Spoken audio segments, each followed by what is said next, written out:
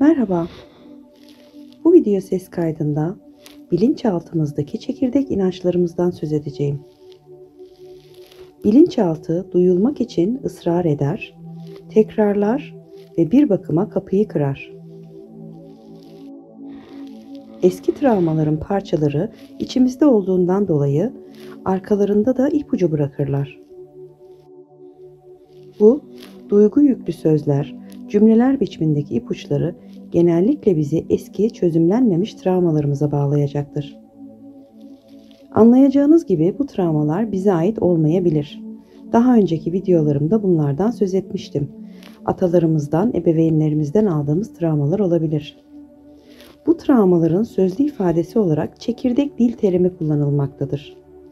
Çekirdek dil, sözel olmayan yollarla ifade edilebilir.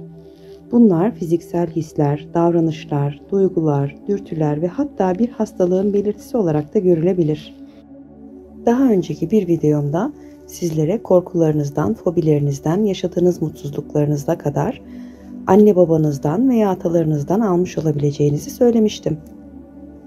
Tıpkı bu şekilde hastalık veya rahatsızlıklarınızı da atalarınızdan devralmış olabilirsiniz. Bununla ilgili sizlere bir hikaye anlatmak istiyorum.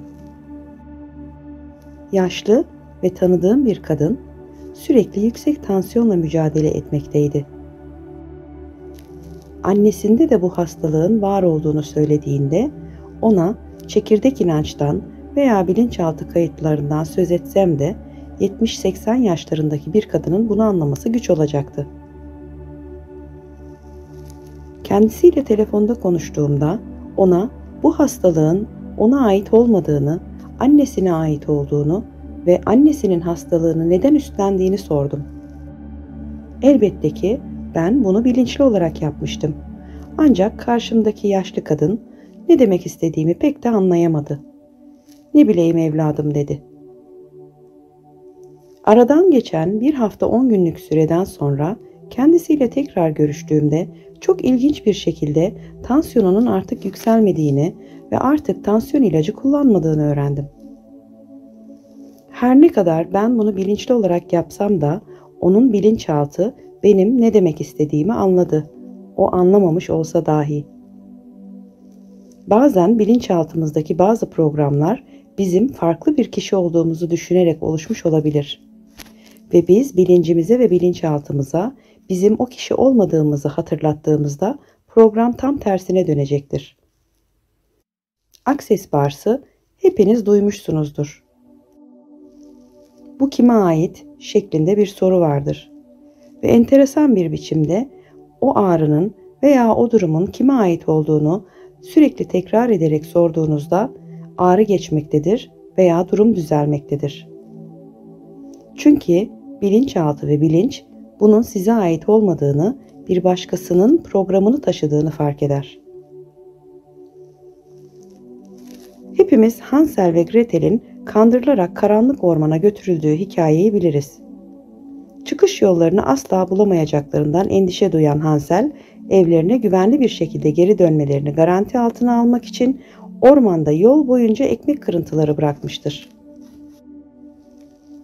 Bizler de ister korkularımızın ormanında, derinliklerinde olalım, ister bildiğimiz bir yoldan uzaklaşmak konusunda endişe duyalım. Bizlerin de yolumuzu bulmamıza yardımcı olacak kırıntılar mutlaka hafızamızda vardır. Elbette ki bizim hafızamızdakiler ekmek kırıntısı değildir. Bu sadece bir benzetmedir. Bizler genelde sözcük kırıntıları bırakırız. Ve bunlar bizi doğru yola yönlendirecek güce sahip olan sözcüklerdir. Bu sözcükler rastgele gibi görünebilir. Ancak aslında değillerdir. Bunlar gerçekte bilinçaltımızdan gelen ipuçlarıdır.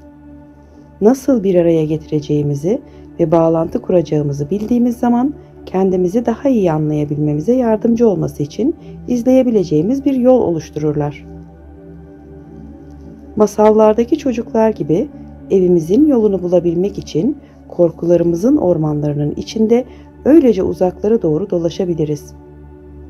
Sözcüklerin yolunu izlemek yerine kendimizi ilaçlara başvurmuş, yiyeceklere, zararlı alışkanlıklara ve anlamsız aktivitelere verebiliriz ve kendimizi bunlarla oyalayabiliriz. Ancak aslında herkesin bildiği gerçek bu yolun bir sonu olduğudur. Bu tarz davranışlar sizi asla gitmeniz gereken yere götürmeyecektir. Doğru olan, kullandığımız çekirdek dilin ekmek kırıntılarının etrafımızı sardığını fark etmemiz. Bunlar sesli söylediğimiz sözcüklerde ve sessizlikte söylenen cümlelerde yaşarlar. Tıpkı bir saatin alarmı gibi aklımızdan devamlı geçen sözcüklerde yaşarlar. Ancak bunların bizi nereye götürdüğünü görmek yerine bu sözcüklerin içimizde yarattığı trans hali tarafından paralize olmuş duruma gelebiliriz. Travmatik anıların nasıl depolandığını anlamak, bunaldığımızda kullandığımız sözcüklerde meydana geldiği konusunda bir nebze açıklığa kavuşturulabilecektir. Uzun süreli bellek genelde iki bölüme ayrılır. Bildirimsel bellek ve bildirimsel olmayan bellek. Bildirimsel bellek, açık ve açıklayıcı bellek olarak da adlandırılabilir. Olayları bilinçli olarak hatırlama becerisidir. Bu tür bellek daha sonra geri kazanılabilir. Anıların dilini organize etme, kategorize etme, bilgi ve deneyimleri depolama özelliğine dayanmaktadır. Bu, tıpkı geçmişten bir hikayeye bakmaya ihtiyaç duyduğumuzda raftan çekip çıkardığımız bir albüme benzer. Olayları sözcüklerle ifade ettiğimiz zaman onları geçmişimizin birer parçası olarak hatırlayabiliriz. Bildirimsel olmayan bellek yani örtülü bellek, duyu, devinimsel bellek veya prosedürel bellek olarak da adlandırılmıştır ve bilinçli hatırlama olmadan işlev gösterir.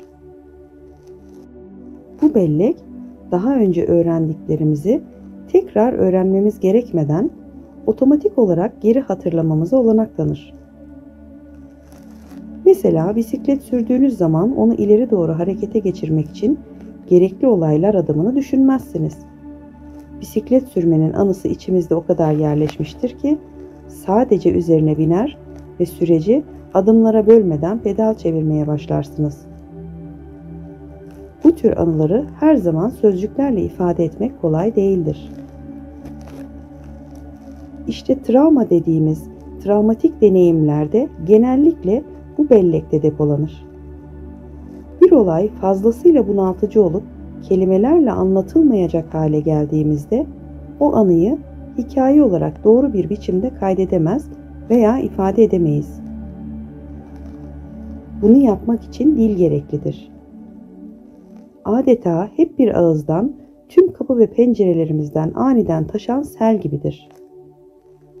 Tehlikedeyken deneyimlerimizi sözcüklerle ifade etmek üzere fazla uzun süre duramayız. Sadece evden çıkarız. Sözcükler olmadan olayın anısına tamamıyla erişmemiz mümkün değildir. Yaşadığımız o olayın parçaları tanımsız kalır ve gözden uzak örtük kalır. Kaybolmuş ve açıklanmamış olan bu anılar bilinçaltımızın parçaları haline gelir. Bilinçaltımız geniş depo alanına sadece travmatik anıları değil, aynı zamanda atalarımızın çözümlenmemiş travmatik deneyimlerini de içinde tutar. Bu ortak bilinçaltında atalarımızdan birinin anısının kalıntılarını yeniden yaşayabiliriz ve sanki kendimize aitmiş gibi de ifade ederiz. Deneyimlerimizi tarif etmekte zorlandığımız iki önemli zaman dilimi vardır. Bunlardan birincisi 2 veya 3 yaşına kadar olduğumuz, beynimizin dil bölgesinin henüz tam olarak gelişmiş olmadığı dönemler, ikincisi ise travmatik olaylar sırasında meydana gelmektedir. Çünkü bellek fonksiyonlarımızı bastırır ve bilgiyi doğru biçimde işleyemez. Peki zihnimizdeki bu ekmek kırıntılarını, yani çözemediğimiz bu dili nasıl çözeceğiz? Bunu çözmek çok basittir. En derin korkularınızı ifade ederken kullandığınız yoğun veya anlık sözcükler sizin çekirdek dilinizdir. Ayrıca bunları ilişkileriniz, sağlığınız, işiniz ve diğer yaşamsal durumlarınız hakkında şikayet ederken de duyabilirsiniz. Çekirdek dil, bedenlerimizle ve özümüzle bağlantımız koptuğu zamanda dahi ortaya çıkabilir. Esasen bunlar çocukluğumuzda veya aile geçmişimizde yaşanmış travmaların yansımalarıdır. Dil içeride öyle alışılmadık ve yabancıdır ki bildiğimiz veya deneyimlediğimiz şeyden kendimizi bağlam dışında hissedebiliriz. Çekirdek dilin içinizde deneyimlenirken dışınıza gelme özelliği vardır. Şimdi bir kağıt, bir kalem alıp öfkelendiğinizde kullandığınız kelimelere, size haksızlık yapıldığında hissettiğiniz duygulara, korktuğunuzda kullandığınız kelimelere dikkat etmenizi ve bunları yazmanızı istiyorum. Bunları yazdığınızda zihninizdeki ekmek kırıntılarına ulaşmış olacaksınız. Yazdıktan sonra hepsi üzerinde derin derin düşünmeniz gerekmektedir. Yazdığınız her bir kelimenin sizde ne gibi hasarlar bıraktığını fark etmelisiniz. Başta size tansiyon hastası yaşlı teyze ile ilgili anlattıklarımı hatırlayarak bunların size ait olup olmadığını düşündüğünüzde zaten zihniniz size ait olup olmadığının kararını verecektir. Ve eğer size ait değilse zihninizde yeni bir program oluşacaktır. Size ait olduğundan emin olduğunuz kelimeler açığa çıkarsa, yani kendi yaşadığınız bir travmadan sonra bilinçaltınızda ve bilincinizde kayıtlanmış bir program varsa, bunun için de ekstra bir çalışma paylaşacağım. Öncelikle size ait olmayanları çözümlemek sizi biraz daha rahatlatacaktır. Bunu tıpkı tavan arasındaki eşyalarınızı kolilerken size ait olmayanları bir kenara ayırmak gibi düşünebilirsiniz. Bu tarz videoların devamı için videomu beğenmeyi, kanalıma abone olmayı ve yakınlarınıza tavsiye etmeyi unutmayın. Sosyal medyada görüldüğü üzere havaların çok soğuması nedeniyle sokak hayvanları donarak ölmektedir. Lütfen evinizde kullanmadığınız battaniye varsa kolilerinizi onlara barınak haline getirin. Onlara vereceğiniz bir tas mama, bir tas su sizlere katlanarak, çoğalarak geri dönecektir. Ve unutmayın, mucizeler her daim ve her yerde bizimledir. 7, 7, 7. Aktif. Oldu, oldu, oldu. Şükürler olsun. Sevgiyle ve hoşça kalın.